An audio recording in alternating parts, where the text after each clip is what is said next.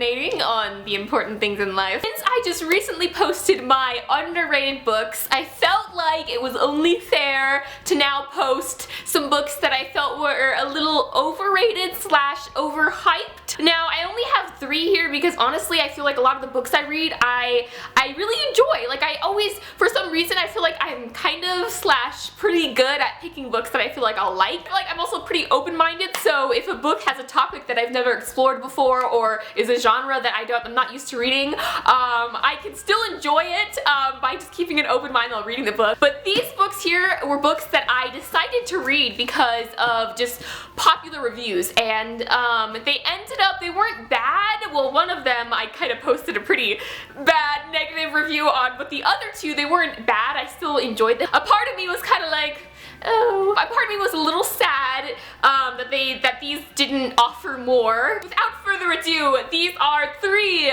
overrated books. We're gonna start with one that I read a while ago.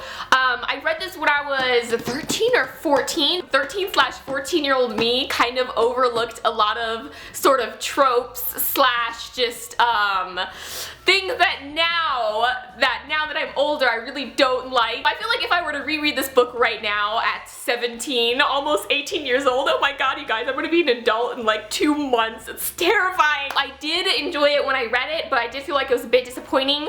And that is Legend by Marie Lu. This is actually a trilogy. I actually didn't continue on with the series because like I said, I enjoyed the first book, but not enough to where I feel like I want to go and read the second book and the third book. The main thing I didn't like about this, characters. I think I had some issues with just the characters, and you know, this is definitely a dystopian book, but I couldn't really connect with the characters as much as I would have liked to, and I don't know, I just felt like this is one of those books that was like, it was good, but kind of didn't live up to the expectations I had set for it based off popular opinion. I have a bag of jelly beans sitting over here next to me that I am just waiting to eat, but I'm gonna film this video first. The next book, and I have a review on this, and I'll link it down below, but I made this review when I was 15 years old, so please do not judge me.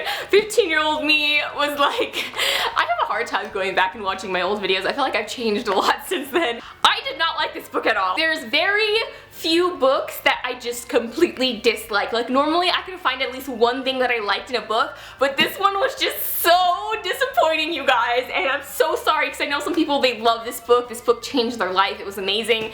But for me, it was one of those books that was like, I found a million reasons why I didn't like it. Looking for Alaska by John Green. Okay, I love John Green. Let me put that out there first. I love The Fault in Our Stars. I love Paper Towns. I have yet to read An Abundance of Catherines and Will Grayson, but I read this book after I had read The Fault in Our Stars, and I had such high expectations for this. Not just because I had already read one of John Green's books, but because everyone in the world loves this book, and I read it, and it was like, I don't know, like I honestly couldn't see why people like the book, and I feel really bad because I know a ton of you out there probably gonna leave comments being like, I love this book, but for me it was like, there were so many, like I couldn't get it, like I couldn't get the deeper meaning. This book, I'm sure you guys know what it's about. It's about this boy who goes to a boarding school where everyone there kind of is just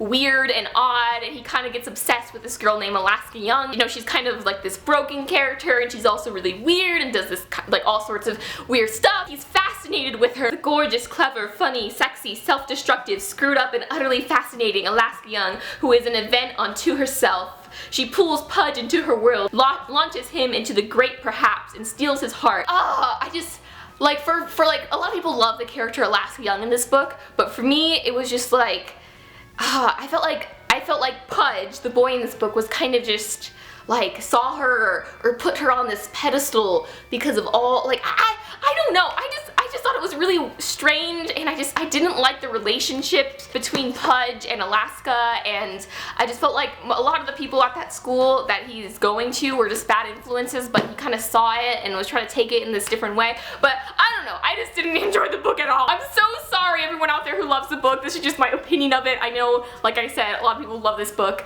And last but but not least, I feel like a lot of people agreed with me on this one a little bit.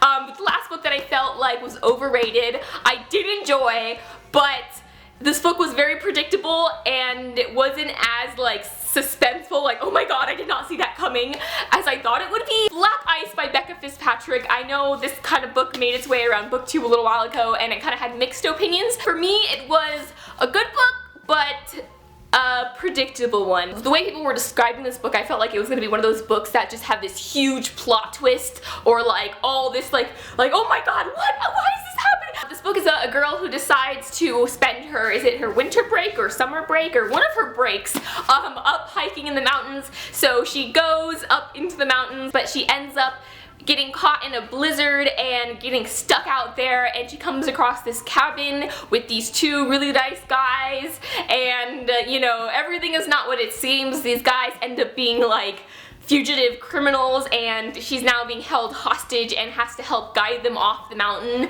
and stay alive. The book is pretty much exactly what you'd think it's gonna be. I wish I could say there was like some crazy surprise in it, but there wasn't, and that's kind of why I felt like it was a bit overhyped. Until next time, keep reading, and I'll talk to you guys later. Bye!